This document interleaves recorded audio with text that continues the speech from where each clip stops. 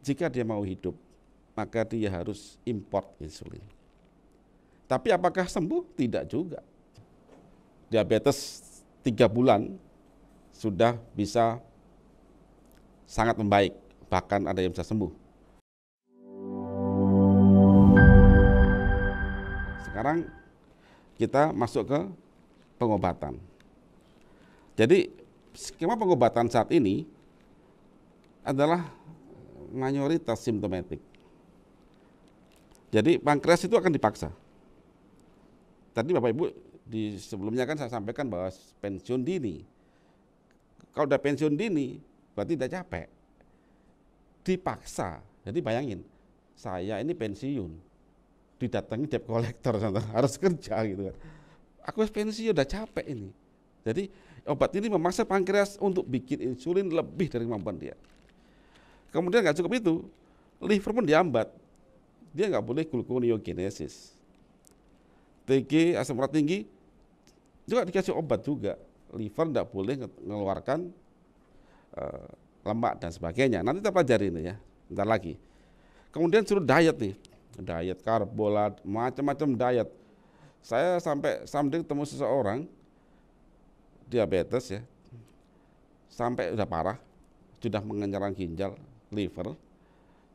Terus curhat sama saya, Pak, saya ke dokter A ini yang nangani ginjal, saya nggak boleh makan banyak protein. Tapi waktu saya nangani diabetes saya suruh makan protein. Yang kena liver saya suruh makan gula, saya makan apa itu? Yang bingung itu bukan cuma saya, tapi istri saya juga bingung gitu. Jadi ini juga banyak dialami, banyak sekali saudara kita yang hal itu terjadi. Makanya kalau sudah tahu historis bahwa sebelumnya ini pankreas ini sudah pensiun dini, begitu dipecutin, dikejar rodi, apa terjadi? Someday dia pasti akan tidak respon pada obat yang memecutin. Kata orang, sudahlah obat kamu pecutin saya sudah pasrah, udah nggak masalah, udah capek saya sudah gitu. Akhirnya apa terjadi pada orang ini, pada pasien ini? Jika dia mau hidup, maka dia harus import insulin. Tapi apakah sembuh? Tidak juga. Tidak juga. Amati aja mereka yang sudah suntik insulin, amati. Mereka juga pasti akan terus naik dosis insulinnya. Kalau cuma sekedar naik dosis gak ada masalah Pak Ibu. Tapi disertai dengan berbagai macam keluhan, bahkan sampai ada amputasi dan lain-lain. Nah, disinilah kita mulai berpikir ya, kenapa terjadi? Nah, saya ngajak pertanyaan nih. Pertanyaan yang tidak pernah dijawab. Kenapa terjadi? Nah, apa sih resistensi insulin? Kebudekan insulin. Kenapa kok itu insulin boros?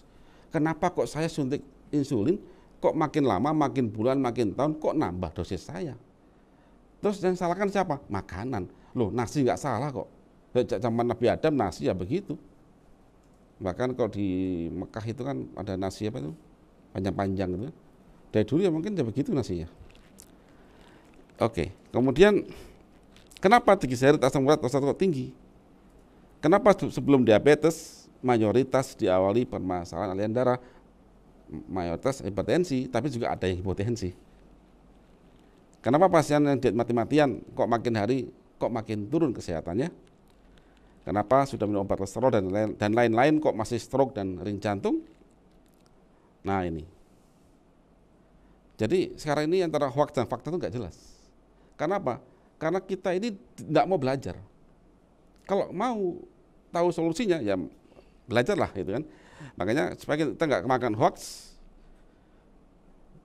belajarlah gitu kan. Nah sekarang kita mau coba kita belajar ya. Ayo kita gunakan akal dan pikiran. Dunia ini ada yang menciptakan, sang pencipta menyematkan sistem dan aturan kepada semua makhluknya. Kalau ada sang pencipta, berarti ada ciptaan.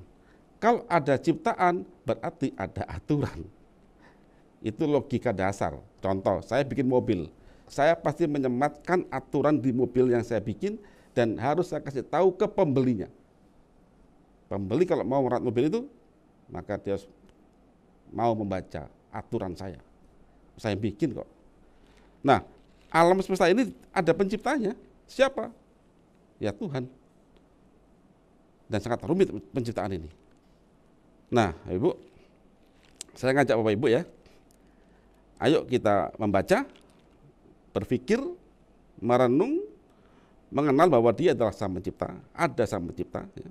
Berarti ada aturan, dan Dia mau mengajarkan manusia apa yang tidak diketahuinya, asal kita mau berikhtiar. Kalau kita nggak ikhtiar, tujuh dapat ini, itu pilihan Ibu, itu ilham. Tapi nggak semua orang dapat ilham. Justru ilham itu kalau kita mau bergerak akan dapat petunjuk. Nah, ini ya. Lalu kita berdoa semoga ikhtiar kita terus mendapatkan petunjuk dan dapatkan langkah untuk dapat kesembuhan dan kemenangan.